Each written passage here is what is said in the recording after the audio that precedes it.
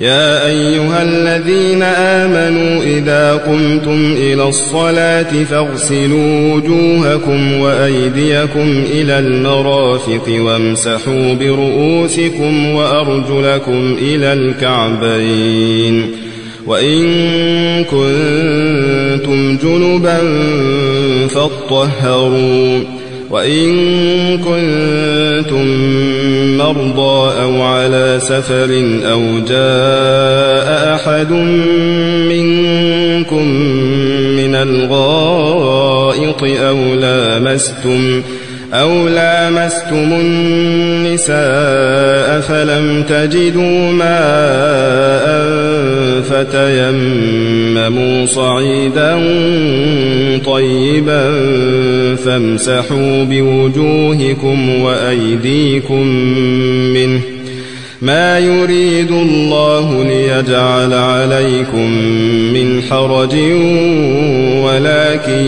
يريد ليطهركم وليتم نعمته عليكم لعلكم تشكرون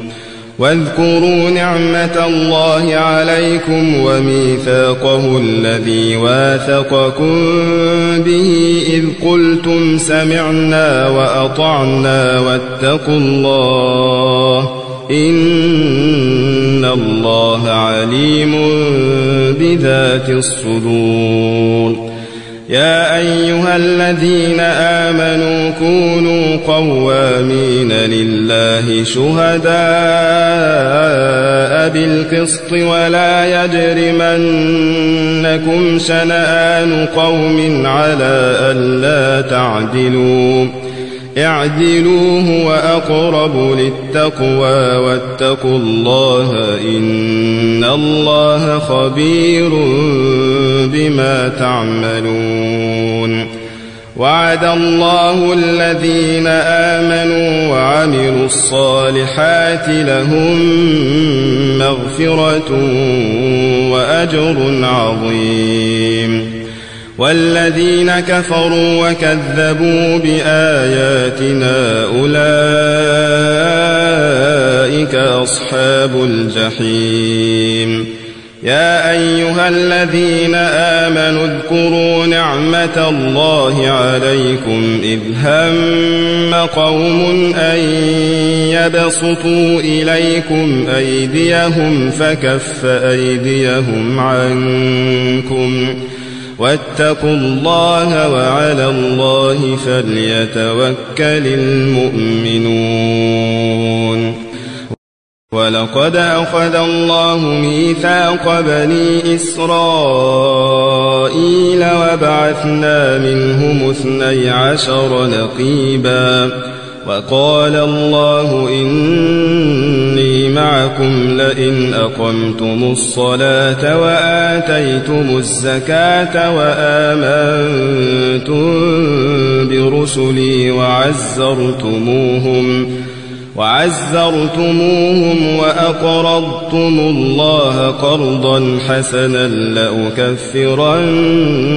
عنكم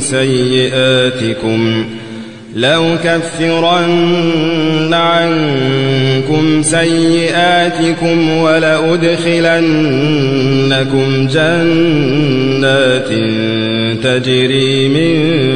تحتها الأنهار فمن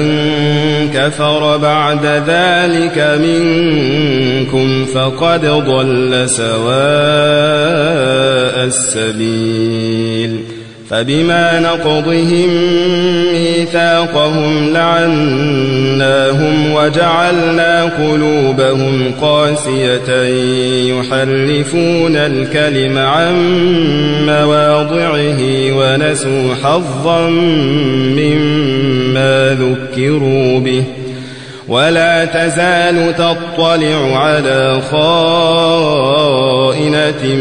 منهم إلا قليلا منهم فاعف عنهم واصفح إن الله يحب المحسنين ومن الذين قالوا إنا نصارى أخذنا ميثاقهم فنسوا حظا مما ذكروا به فأغرينا بينهم العداوة والبغضاء إلى يوم القيامة وسوف ينبئهم الله بما كانوا يصنعون